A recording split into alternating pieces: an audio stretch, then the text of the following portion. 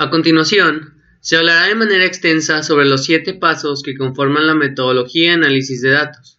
En la sección Sitios de interés se podrán encontrar algunas herramientas que se expondrán en esta presentación.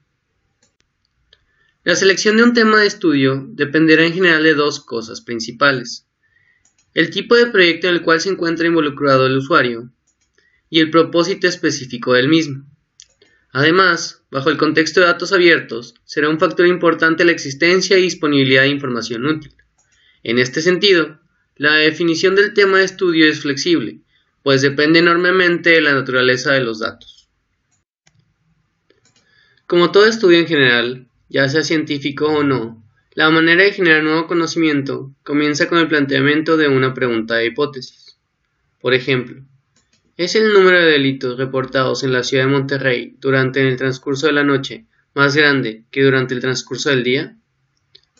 Es muy importante entender que la finalidad del resto del estudio será tratar de resolver la pregunta de hipótesis planteada.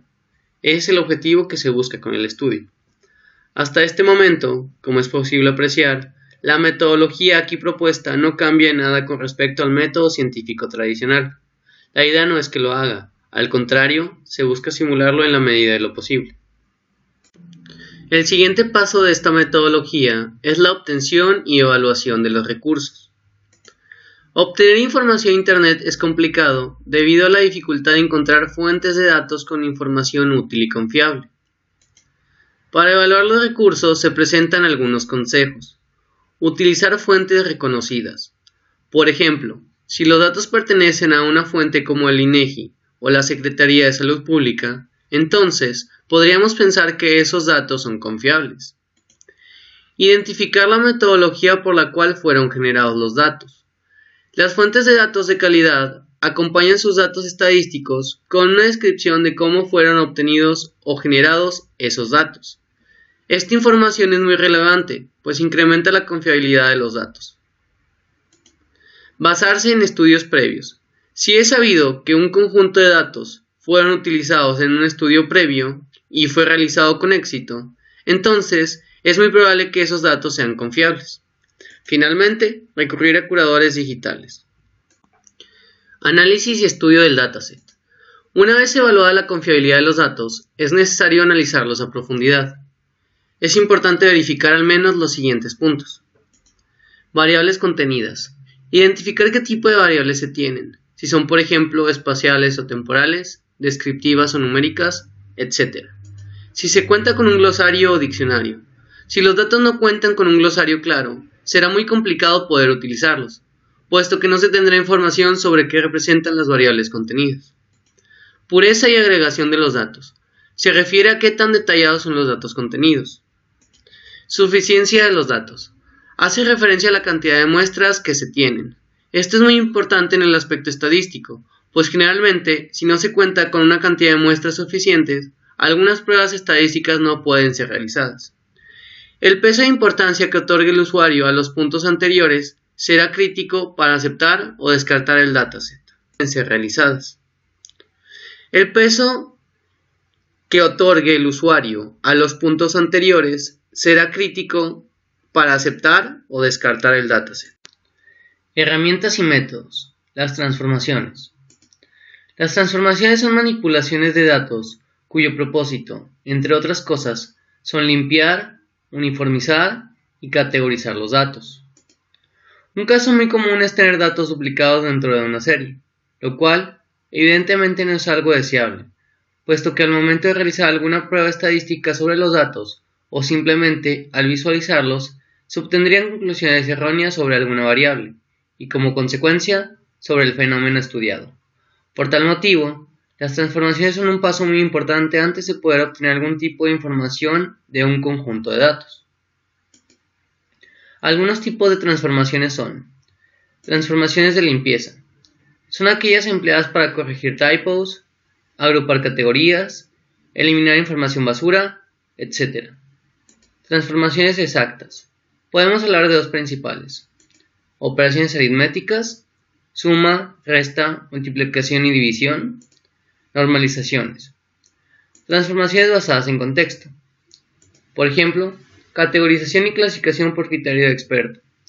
Se refiere a agrupar datos en base a categorías. Resolución de entidades nombradas. Finalmente, georreferenciación. Como su nombre lo indica, se refiere a ligar coordenadas geográficas con nombres de países, estados, municipios, etc. Existen diversas herramientas en la web para realizar transformaciones. De entre las más conocidas son Google Refine. Ayuda a uniformizar variables, limpiar datos sucios, agrupar categorías, entre otros. Es de fácil manejo. Data Wrangler. Al igual que Google Refine, sirve para limpiar datos sucios y agrupar categorías, entre otras cosas. Es muy fácil de manejar. RStudio. RStudio es un ambiente de programación que utiliza el lenguaje R, muy utilizado en el mundo estadístico. Puede ser útil para realizar todo tipo de transformaciones. Está orientado a usuarios familiarizados con programación orientada a objetos. Finalmente, Visualix. Esta pretende ser una herramienta con la cual el usuario puede realizar cualquier transformación sobre sus datos de manera sencilla.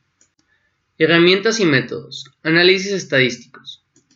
Son análisis que ayudan a obtener información difícil de apreciar en un conjunto de datos. Generalmente dan un peso mayor al estudio, siempre y cuando sean correctamente empleadas. Algunas de las pruebas estadísticas más conocidas son Prueba T-Student, pruebas de bondad, análisis de varianza, pruebas de correlación, análisis de regresión y frecuencia estadística. Estas herramientas pueden ser un complemento bastante bueno para el estudio. Presentación y visualización de los datos.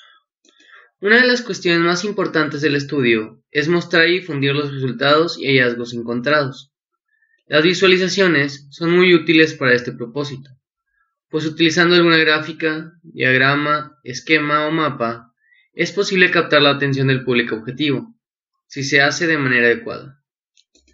Además, las visualizaciones son útiles para mostrar el comportamiento de las variables de estudio de manera sencilla, lo cual ofrece al investigador una manera fácil de analizar la problemática de interés.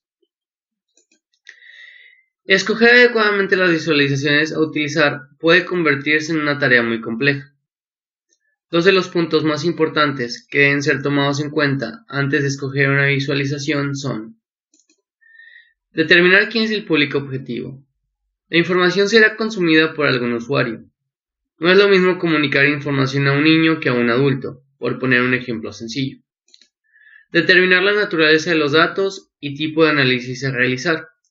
Las variables a estudiar pueden ser de naturalezas diversas, como ya se hizo mención en diapositivas anteriores. En base a esto, se determinará si se realizará, por ejemplo, un análisis espacial o uno temporal. Dependiendo del tipo de análisis, lo siguiente es escoger qué visualización es la más adecuada para el propósito.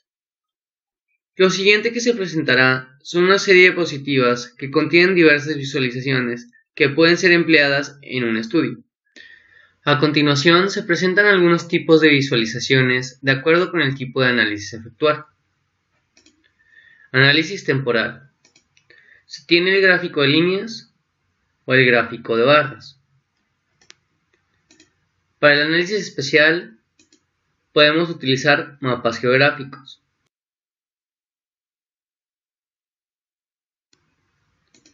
Para un estudio de proporciones y ranking, tenemos el Pie Chart y el Tree Map.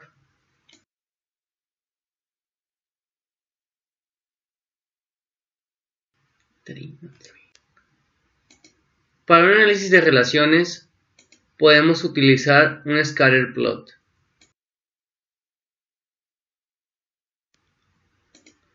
Para realizar análisis multidimensionales, podemos utilizar un Radar Chart, coordenadas paralelas o Heatmap. Finalmente, vale la pena mencionar que para esta sección de la metodología se tuvo la asesoría de Víctor Pascual, un experto en visualizaciones, cuya página web puede ser encontrada en la sección Sitios de interés. Si se desea entender con mayor profundidad el tema de visualizaciones, puede consultarse el reporte técnico de visualizaciones puesto a disposición por Víctor Pascual para el grupo de Visualix. Este reporte puede ser descargado dentro de este mismo curso.